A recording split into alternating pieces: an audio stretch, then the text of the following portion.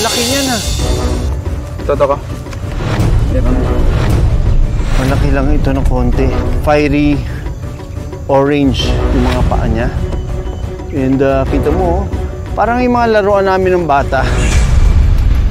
8 inches. Pag dumikit to sa balat ko, naku, mangingilabot ako dahil parang makati-kati yung paa niya, oh.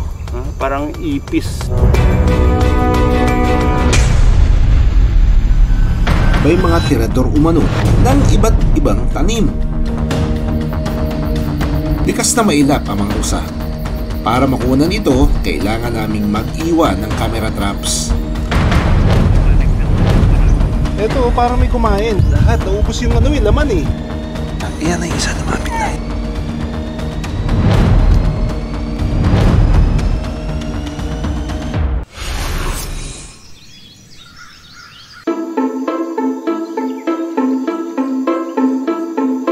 Pagkagat ng dilim sa Negros Occidental.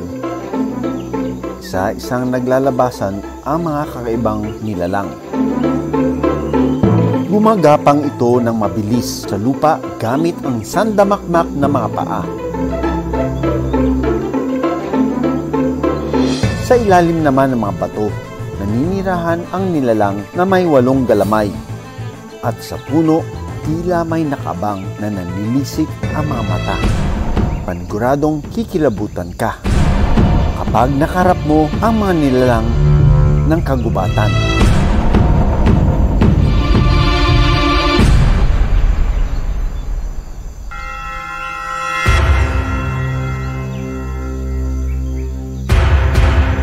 Nakunan sa cellphone camera ang pag-aaway ng isang higanting centipede at false coral snake sa Camarines Sur. Kitang-kita na nagpagulong-gulong ang dalawa. Parang David at Goliath ang eksena. Pero mas lamang daw sa lakas ang higanting centipede o alupihan.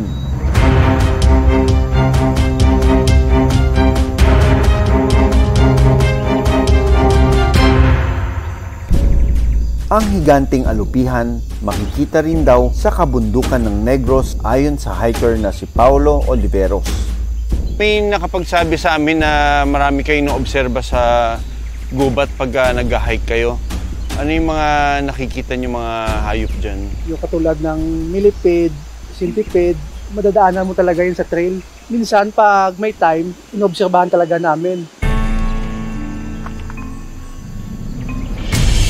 Para masaksihan kung gaano kalaki ang mga alupihan doon, umakyat kami ng bundok bago lumubog ang araw. Dahil nocturnal o mas aktibo raw sa gabi ang mga alupihan. Sa Negros Occidental, naninirahan ang iba't ibang uri ng buhay ilang. Pero ang aming pakay, makita ang mga higanting alupihan. Dahil bihira na umanong maabot nito ang nakataktang laki, lalo na't dumarami ang banta sa tirahan nito.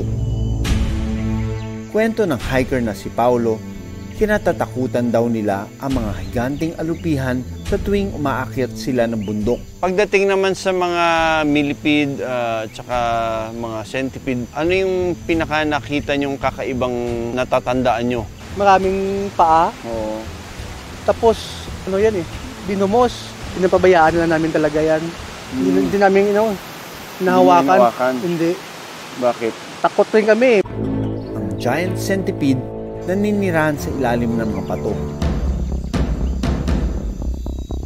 Kasama ang forest guide na si Romel, susubukan naming makunan ito. So, sa ilalim siya ng bato naghahanap. Uy!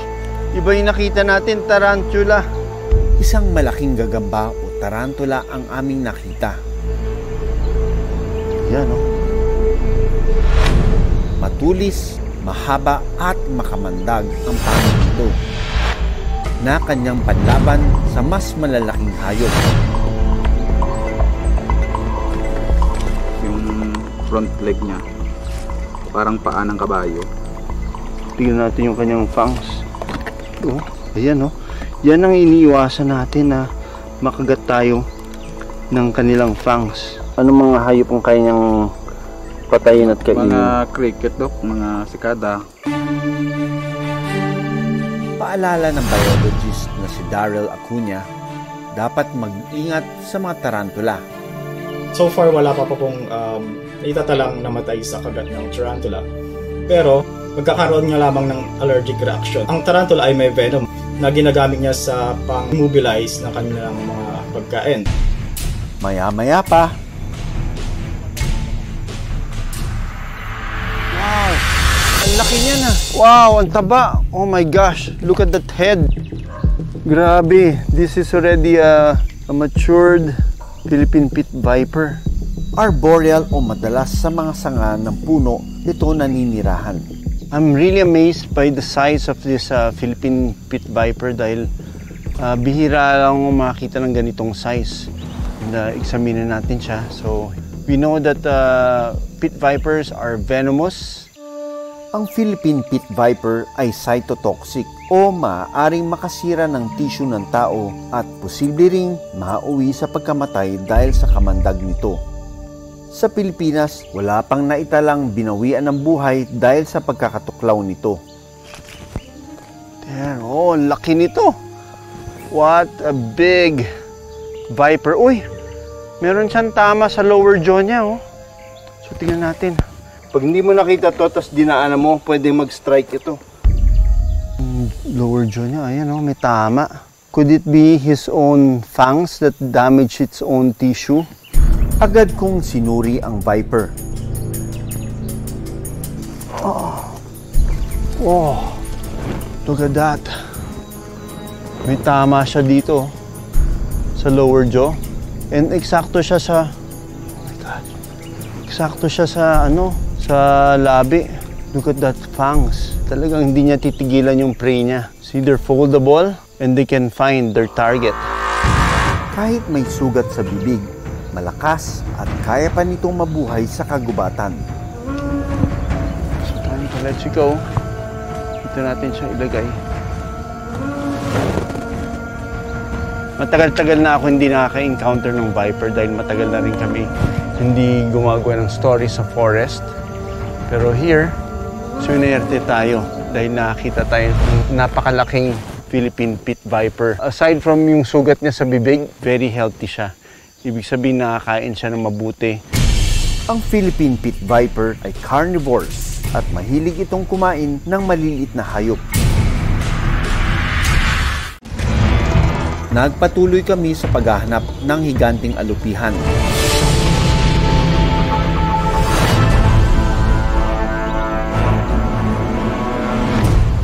Ito ka. Meron. Sa lalim.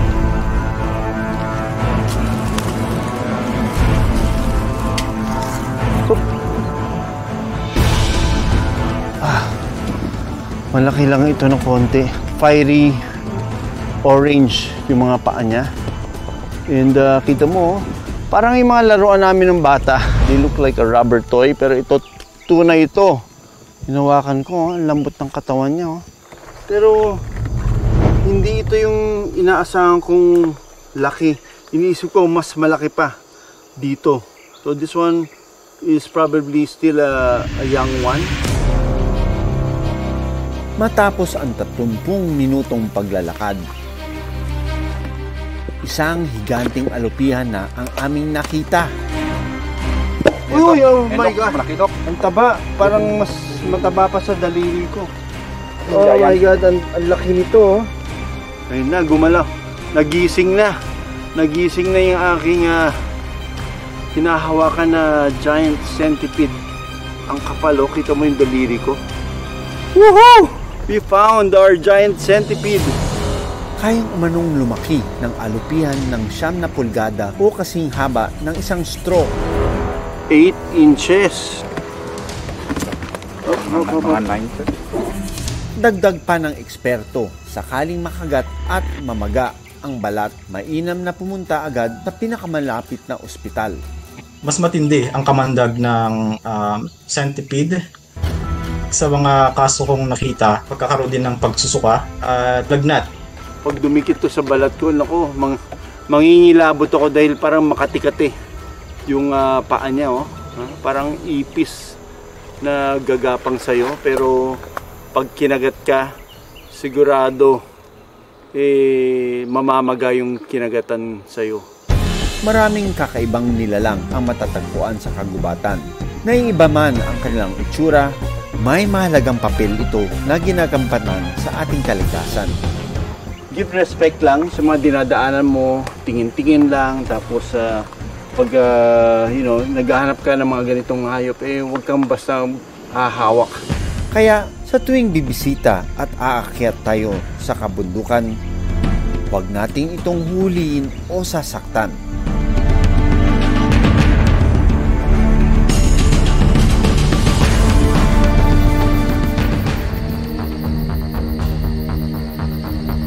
Sa lugar na ito, may mga tirador umano. Mailap sa mga tao, pero alisto. Yan ang mga pag-alagalang usa sa Aurora. Ito, parang may kumain nga. Lahat, naubos yung laman eh.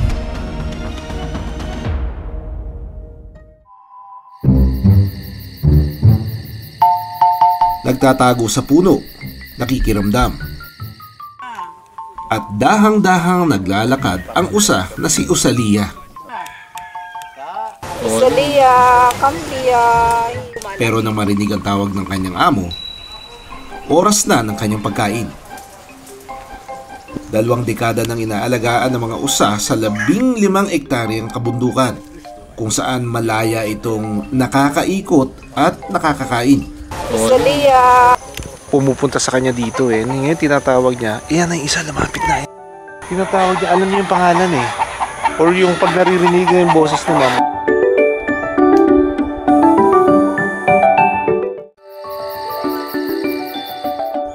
Si Usalia, anak na kung ituring ni Judith, may-ari ng lugar. Kasi sabi ko, kaloob ng Panginoon na pangalagaan ko yung nature at saka mula sa pool naman talaga animal lovers ako. Kaya accept ko na sila na talaga ang mga anak ko. Bakit po siya? Bakit hindi yung ibang deer? Ay kasi siya Favorite niya siya? ganun sa favorite is favorite at saka siya sa labas hindi umiinom. Dito lang talaga siya iinom. Usalia, come Lia. Kumpara sa ibang usa, si Usalia lang daw ang nalalapitan ni Judith. So kahit sanay na sila sa tao, meron pa rin siyang apprehension kapag lalapitan na ayaw pa rin niya magpahawak. Ito siya na yung pinakamalapit dito sa kanila, but ayaw pa rin niyang magpahawak. Hindi siya yung napipet at saka hindi siya yung hahawakan mo o kakargahin mo. But this is as close as I can get to this deer.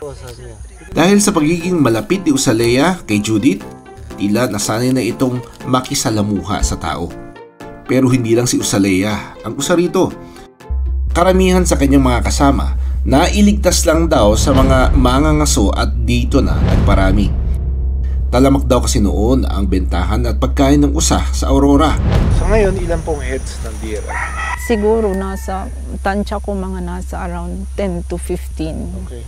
So you don't have an exact idea? Wala. Pero nakikita namin, may babies, nanganak sila ngayong December. Nakikita namin 3 babies. Likas na mailap ang mga usa. Para makunan ito, kailangan naming mag-iwan ng camera traps. So ito yung camera trap.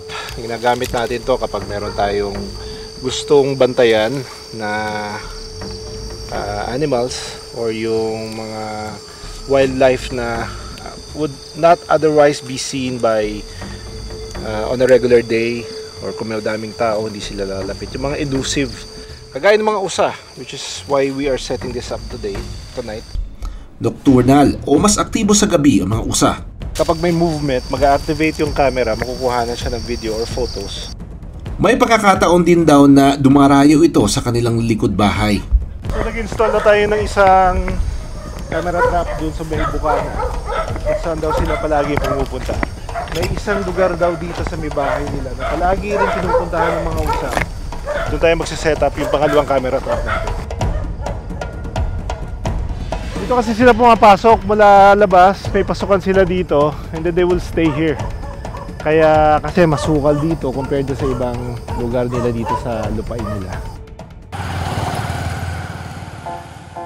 Ang mga kaanak ng usa na si Usalia, may ilap, pero mahilig manginain ng iba't ibang tanim. Kaya may pagkakataong nakakaperwisyo na ito sa kanilang lugar. Masyadong matalim ang ngipin nila.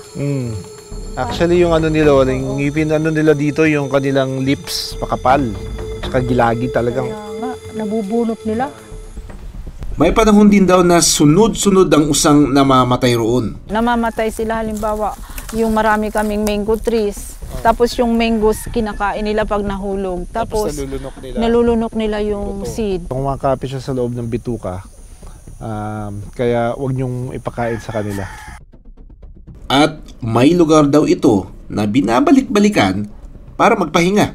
So ito yung lugar kung saan daw pumupunta, sabi ni tatay, yung mga usa para magpahinga sa gabi. Kasi nga tignan mo, if you think about it, meron kang stream of water, pwede dito silang uminom. And then yung lugar kung saan sila nag-aano ng sungay. Oo nga, ito, halika. Look at this, oh. Kasi yung mga usa, lalo na yung mga lalaki, kinahasa nila yung... Ito yan, oh, kinakaskas nila yan dyan, oh. Kaya kita mo yung mga bakbak. Ito pa, oh. Ayan. Pati ito. Ayan, oh. Ginagano nila yung sungay nila. Kasi lumalaki yun, eh. Sometimes para tanggalin din yung sungay. Para mawala, no? And then, tutubo ulit ng bagong sungay. Sa tulong ng camera trap, susubukan nating alamin kung anong lahi ng mga usa ang naninirahan dito. Lalaman natin dito.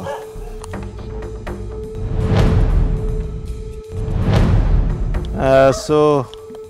Kinain ng aso. May daga kami nakita, eh. Mukhang hindi sila dumating kagabi. We reviewed the one that we installed here dito sa labas. Hindi namin ma-figure out kung usa ba talaga to kasi may may fog na na thin layer of fog na nado sa lupa. Yung una, isipin mo baka kambing lang o aso lang, but upon close inspection, nakita mo yung hugis ng mata, yung ulo, yung katawan niya, at saka yung pag-ilaw ng mga mata niya, yung characteristic na laki in comparison to the proportion or in proportion to the body. At saka yung distinct tenga niya, talagang usa itong nakita natin. Ayon kay Erwin Agbayani, ang Chief ng Conservation and Development Section ng Municipal Environment and Natural Resources Office o MENRO, Philippine deer ang lahi ng mga usa na aming nakunan. Isa sa pinakamalaking uri ng usa na matatagpuan sa Pilipinas. Maaring nakuha raw ng mga mangangaso ang mga usa sa kalapit na kabundukan noon. Ito yung Philippine deer. As per daw 2019-09, ito ay endangered species na dito sa Pilipinas. Base sa mga nagdaang taon na observation, hindi po dumami. Kumbaga pareho lang yung bilang kasi may mga nawawala na hindi na rin kasi namin ma-account lahat nung andito. Limitado man ang kanilang ginagalawan, ang mga usa malayang nabubuhay at nakakapagparami roon. Bagay na kailangan ng bawat buhay ilang para masigurong matatag ang kanilang lahi. Kahit gaano kalaki ang takbuhan ng mga usa rito, kailangan pa rin ng permiso mula sa gobyerno bago mag-alaga nito. Kaya si Judith may Certification of Wildlife Registration simula pa noong 2005. Ang makagandahan kasi sa isang wildlife na nasa parang free-ranging pa rin siya kahit na may nasa kulungan.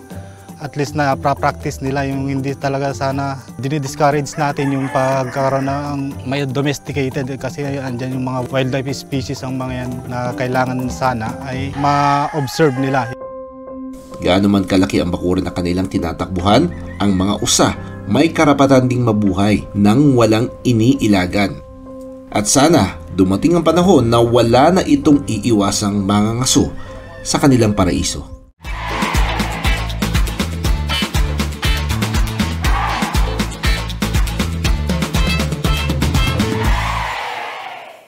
Maraming salamat sa panonood ng Born to be Wild. Para sa iba pang kwento tungkol sa ating kalikasan, mag-subscribe na sa GMA Public Affairs YouTube channel.